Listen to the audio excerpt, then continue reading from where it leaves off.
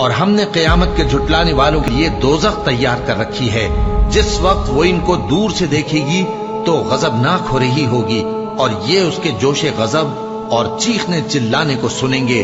اور جب یہ دوزخ کی کسی تنگ جگہ میں زنجیروں میں جکڑ کر ڈالے جائیں گے تو وہاں موت کو پکاریں گے۔ آج ایک ہی موت کو نہ پکارو، اور بہت سی موتوں کو پکارو، پوچھو کہ یہ بہتر ہے یا ہمیشہ کی جنت جس کا پرہیزگاروں سے وعدہ ہے۔ یہ ان کے اعمال کا بدلہ اور رہنے کا ٹھکانہ ہوگا، وہاں جو چاہیں گے ان کے لیے میسر ہوگا، ہمیشہ اس میں رہیں گے۔ یہ وعدہ اللہ کو پورا کرنا لازم ہے اور اس لائق ہے کہ مانگ لیا جائے۔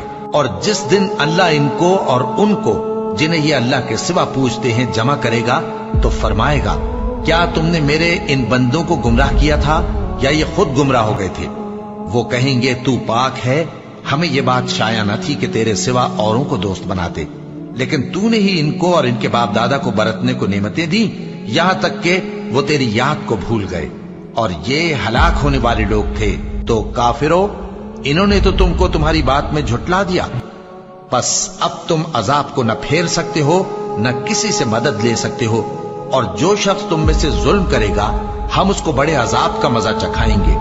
اور ہم نے تم سے پہلے جتنے پیغمبر بھیجے ہیں سب کھانا کھاتے تھے اور بازاروں میں چلتے پھرتے تھے، اور ہم نے تمہیں ایک دوسرے کے لیے آزمائش بنایا، کیا تم لوگ صبر کرو گے؟